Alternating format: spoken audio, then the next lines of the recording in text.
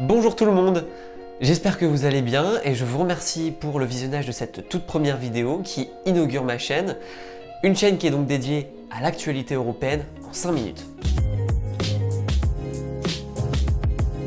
Le Parlement européen a adopté le 11 mars dernier une résolution qui proclame que l'Union européenne est une zone de liberté en réaction aux zones sans idéologie LGBT installées dans plusieurs régions en Pologne. En effet, depuis le début de l'année, un assaut a été donné par l'extrême droite polonaise. Une trentaine de régions, communes, régions, départements ont déclaré des zones de non-idéologie LGBT en Pologne.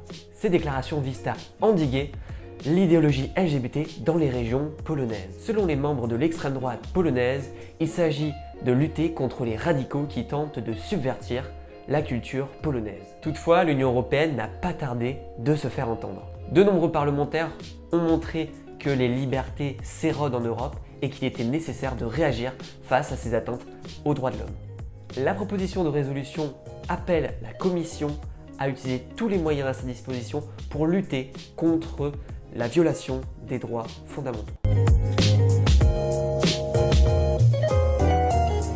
Pour cette deuxième actualité de la semaine, le maître mot du Parlement européen est la responsabilisation des entreprises.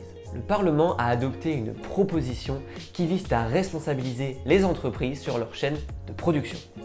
Les eurodéputés ne veulent plus simplement compter sur la bonne volonté des entreprises, mais les contraindre à se responsabiliser. La rapporteure du texte, Lara Walters, a donné un exemple, le Rana Plaza au Bangladesh. Rappelez-vous, l'effondrement de ce bâtiment avait causé la mort de plus de 1300 personnes. Des législations nationales existent bel et bien à l'échelle des États membres. Toutefois, il subsiste un vide juridique au sein de l'Union européenne. Bien souvent, les victimes et leurs familles, qui sont à l'autre bout du monde, ne sont pas familiers du droit. Le Parlement réclame donc un texte à la Commission européenne pour que les victimes puissent réclamer une indemnisation proportionnelle au préjudice subi.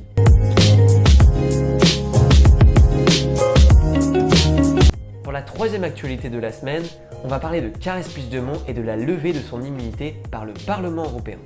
Le sort de l'eurodéputé indépendantiste Carles Puigdemont est désormais entre les mains de la justice belge. Rappelez-vous, le député européen avait organisé un référendum sur l'indépendance de la Catalogne en 2017. Ce référendum avait été jugé par le pouvoir espagnol comme illégal. Le pouvoir espagnol avait donc entrepris des poursuites à l'encontre de Carles Puigdemont qui s'était réfugié en Belgique où il bénéficiait de l'immunité du Parlement. La levée de son immunité ouvre la voie à un examen par les autorités belges qui vont décider de son extradition ou non. Toutefois, Carles Puigdemont va faire appel à la Cour de justice de l'Union européenne afin de retarder le moment de son extradition. Cette levée de l'immunité est très symbolique puisqu'elle montre que les problèmes de la Catalogne se résolvent par la justice espagnole. De plus, ceci montre que les eurodéputés ne peuvent se prévaloir de leur statut pour éviter de comparaître devant une justice nationale.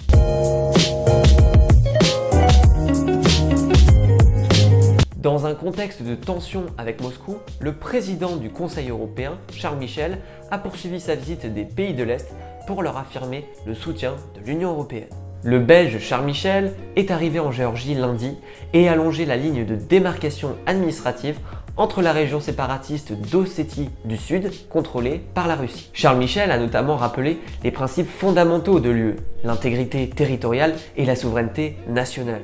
La mission européenne d'observation joue également un rôle important pour assurer la stabilité de la région. Ce mardi, Charles Michel a également rendu visite à une ex-république soviétique, l'Ukraine, en proie à des problèmes territoriaux et géopolitiques avec son voisin russe. Rappelez-vous, l'annexion de la Crimée en 2014 par la Russie est toujours l'objet de sanctions par l'Union européenne.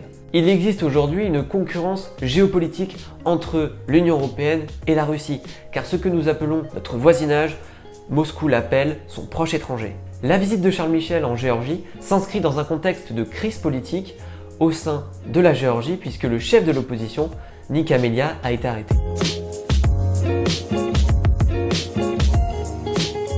Pour cette dernière actualité de la semaine, on va faire un focus sur la France et sur le moratoire de la 5G. Plusieurs amendements visant à conditionner l'installation de la 5G en France ont été déposés par des députés à l'Assemblée nationale. Ces amendements, qui sont au nombre de 3, visent à instaurer un moratoire sur la 5G en France. Ils souhaiteraient notamment que les fréquences 5G qui sont déployées en France soient suspendues pour qu'il y ait un examen de leur portée sur l'environnement et la santé publique. Ce moratoire sur le déploiement de la 5G en France ne pourrait être levé qu'à la condition d'un avis favorable par la population française. Depuis quelques années, la 5G nous est présentée comme une technologie révolutionnaire qui va révolutionner notre quotidien. Toutefois, de nombreuses critiques ont été faites à son égard. Washington a accusé l'entreprise Huawei d'espionnage avec le réseau 5G.